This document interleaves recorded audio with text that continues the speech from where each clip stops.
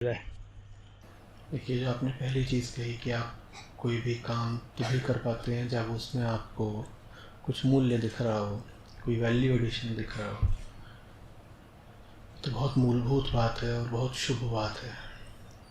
ये होना ही चाहिए। कर्म का सिद्धांत ही यही है। करता हो तुम, होश में रहो, व्यर्थ ही एक कदम भी नहीं बढ़ाना है किसी दिशा में। साफ पता होना चाहिए कि छोटे से छोटा और बड़े से बड़ा जो भी तुम्हारा कर्म है, जो भी तुम्हारी गतिविधि है, समय ले रही है, उससे तुम पर क्या प्रभाव पड़ रहा है। और तुम पर कुछ असर पड़ना बहुत आवश्यक है, क्योंकि तुम अभी अपनी सहज मूल नैसर्गिक अंतिम आरामदेह अवस्था में नहीं हो। जैसे समझिए कि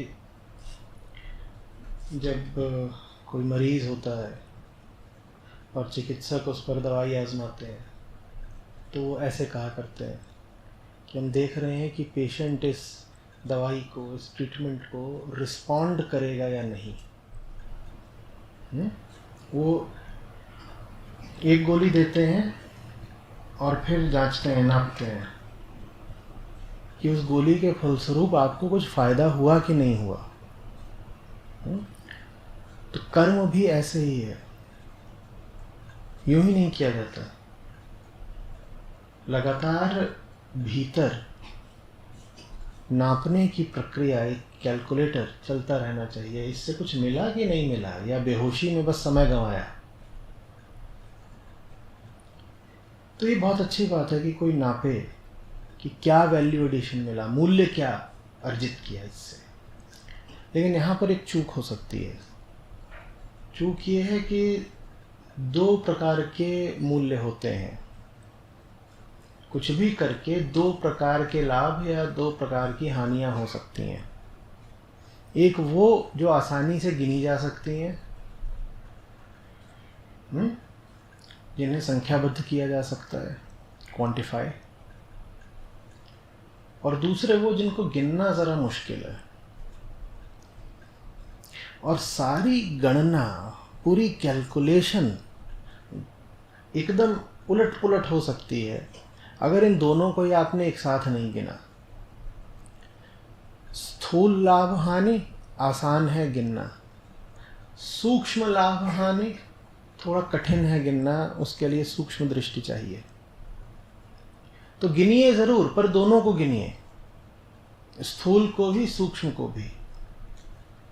स्थूल को गिनने में विशेष मेहनत नहीं करनी पड़ती, वहाँ काम आसान है और मन होता है आलसी।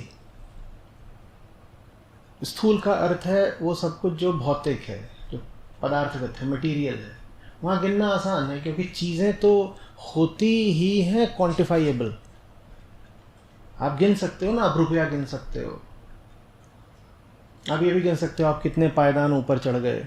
वो सब चीज़ें बाहर रखी हुई हैं, उनकी आप आसानी से गणना कर सकते हो। और आप कह सकते हो कि साहब ये करा, इसमें ये उपलब्धि हुई या ये अर्जन हुआ। ये सब हुआ, बिल्कुल हुआ, कोई इनकार नहीं। उसके साथ लेकिन कुछ और भी हुआ, उसकी भी गिनती कर लीजिएगा।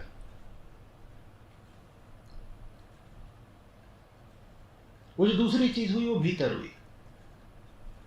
गिनती वाले ज़्यादातर काम से बाहर होते हैं। दो मकान और खड़े कर लिए, दो की गिनती और मकान दोनों बाहर। आसान है बाहर की चीज़ों की गिनती कर लेना। और बाहर की चीज़ें भी मूल्य तो रखती ही हैं, कौन मना करे। अहम और संसार एक ही सिक्के के दो पहलू हैं।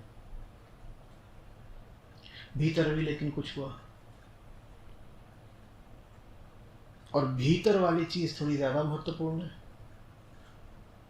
वो आसानी से गिनती के लिए उपलब्ध नहीं होती। आपकी दृष्टि में कितनी स्पष्टता आई, आप कैसे नापेंगे?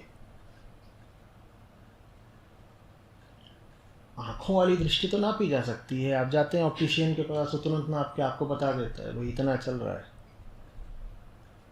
उसी हिसाब से आपका चश्मा ही बना देता है। लेकिन भीतर देखने वाली दृष्टि कुछ साफ हुई या नहीं, ये कैसे नापा जाए? और बाहर की आँख स्वस्थ रहे ज़रूरी है, भीतर की आँख स्वस्थ रहे उससे ज़्यादा ज़रूरी है।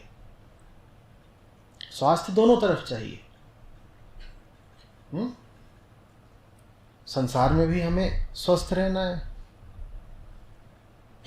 भीतर भी स्वस्थ रहना है, लेकिन भीतर वाली चीज़ बाहर वाली चीज़ से थोड़ी ज़्यादा ही ज़रूरी है, कम नहीं। उसको नापना मत भूलिएगा, नहीं तो बिल्कुल ऐसा हो सकता है कि सारी उपलब्धियों के बावजूद आप पाएं कि झोली खाली है।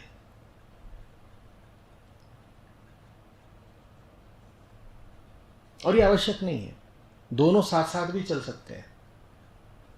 इस तरह का कोई नियम, कोई शर्त नहीं है कि अगर आंतरिक रूप से समृद्ध होना है, मूल्यवान होना है, तो बाहर जगत में भिखारी होना पड़ेगा। नहीं, बिल्कुल भी नहीं।